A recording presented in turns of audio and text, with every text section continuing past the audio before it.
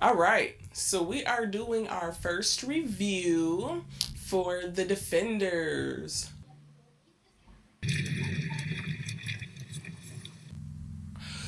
I have never read any of the comics. I really need that to be known. Um, I'm not too familiar with what happens in the story except for what has been expressed to me by those who have actually read the comics. But The Defenders season 1 just came out on Netflix this past Friday, the 18th, so of course I had to watch it. A little under the weather right now, which is probably why I'm in my robe. Yes, I have an excuse for that.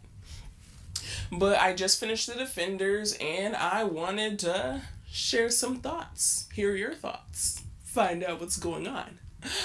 But I must say that it was pretty fucking awesome.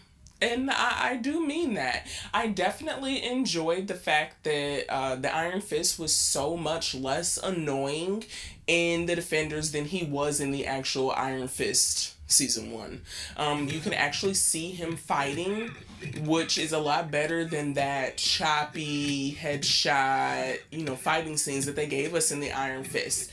In The Defenders, you can actually see his movements, which made him a lot more tolerable, or he just looked a lot better.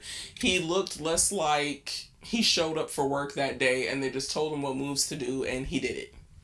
So that was really cool. I definitely enjoyed the way they interspersed their lives, or they merged their lives, how the story came about. I might be a little slow for some, but me personally, I appreciated seeing all the different circumstances that brought them together. Like Luke Cage dealing with the guy or the kid, Jessica Jones dealing with the architect, Daredevil dealing with Jessica Jones, and then Luke, meeting and dealing with Iron Fist. So that was definitely pretty good there. I loved Jessica Jones. I mean, the sarcasm on that chick. Right. But I loved seeing her interwoven throughout the series. I like seeing her power. You guys just see at the end just how strong this chick really is. Like, you always knew in Jessica Jones she was really strong, but she didn't pull no shit off like that she did in the Defenders. So that was really awesome.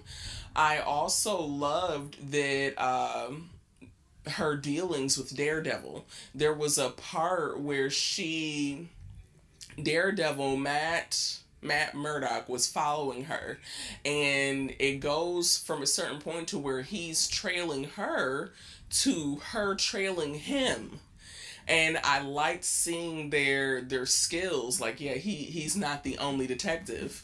The best part between the two, I feel, was when they were trying to, get some more information out of the architect's daughter, and Jessica Jones basically just looks over at Matt and then just starts talking to this girl about her friend and how his dad was a boxer, clearly telling, Daredevil's story. And you can see the look on his face while she's telling this, and it's just like, yeah, she most definitely does know who you are. So that was great. Speaking of Jessica Jones, I really loved seeing the connection, or seeing the dynamics between her and Luke's relationship. They haven't seen each other since the end of Jessica Jones, and through that time, he went to prison, he's been out, and he's met Claire. And now they're back in each other's lives, and you can see the chemistry is just too much. So you could definitely tell that they're going to be bringing that dynamic, the Luke and Jessica relationship dynamic, back into the fold. I'm not sure. I doubt you'll see it when it comes to Luke Cage, or maybe so, because I'm actually predicting that Claire is going to die really soon. I'm surprised that she came out of the Defenders unscathed, especially since she walked into that building. Misty left out one arm, less, but through her connection with Iron Fist and what Danny is actually offering her, I think she'll get some of that power back. Maybe I like I said, I didn't read the comics, so I don't know if this chick has like a cyborg arm or something, whatever the case. But I'm interested to see how that works out as well. What else was there? Yeah, so you can definitely see that they're gonna bring the Luke Cage, Jessica Jones love interest dynamic back around, especially at the end where they're basically all in mourning and she's sitting at the bar, and they basically go through a little recap of what happened to them and what it took to bring them back together, and he's basically telling her to stay in touch. You have friends, and she turns and she's like, yeah, maybe we could catch coffee sometimes, and she's her unaware of the meaning behind that phrase, but Luke knowing and him pausing before he left, we know where this is going. I'm not really sure how I feel about the Daredevil Electric showdown battle, her coming back to her senses. Not saying that it wasn't good, simply because it's like we knew it was coming. We saw what happened in the end of Daredevil season 2, and then looking at the trailers and everything coming up for the Defenders, we knew that Elektra was going to be in it. So for me personally, I knew that they were going to have this moment. When you get to the end and they're, together, and she finally comes back to reality, it was all a little too predictable for me. Not that it wasn't done well, but just because I knew it was going to happen.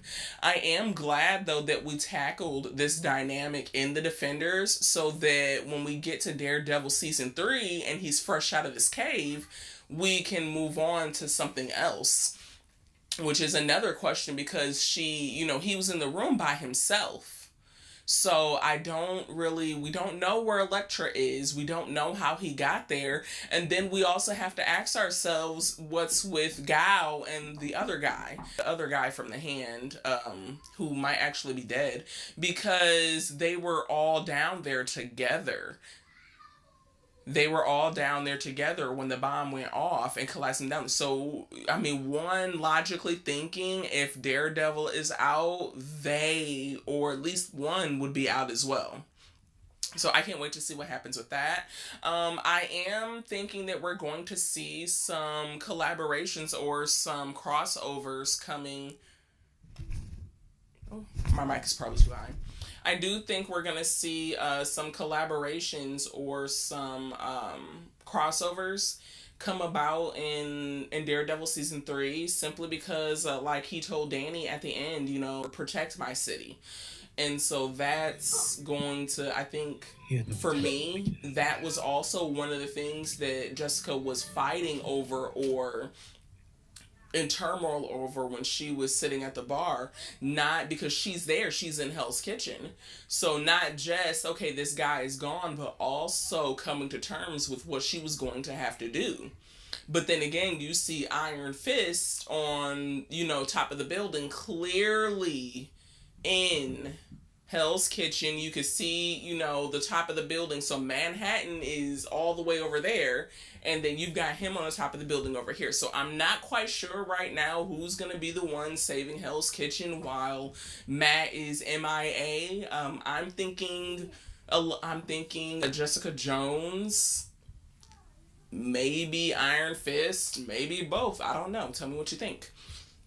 But yeah, I definitely loved seeing the Hand. Oh my God, Sigourney Weaver.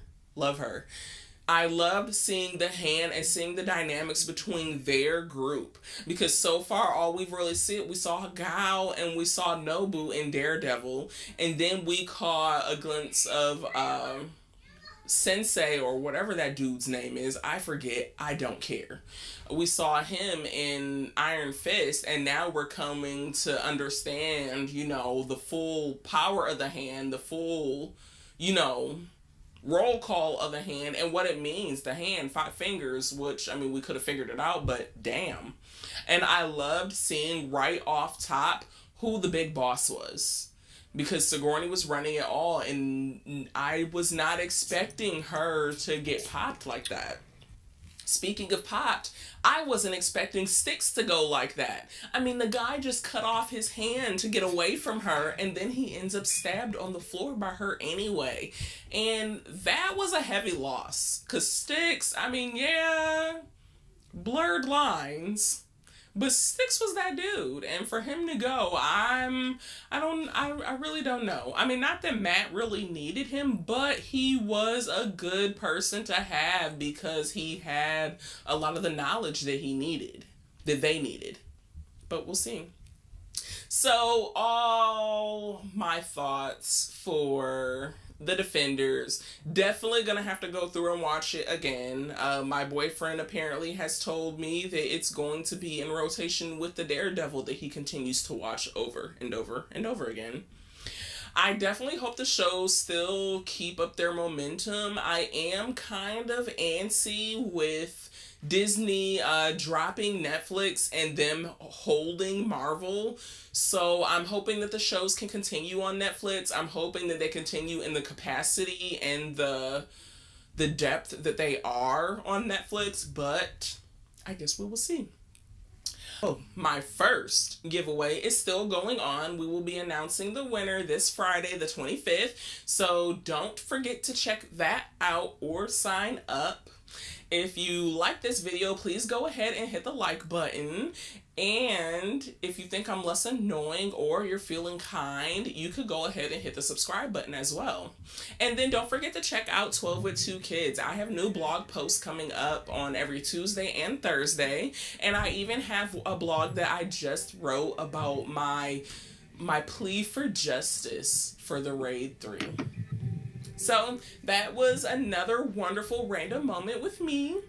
Tell me what you think. Leave a comment below, and I will see you next time.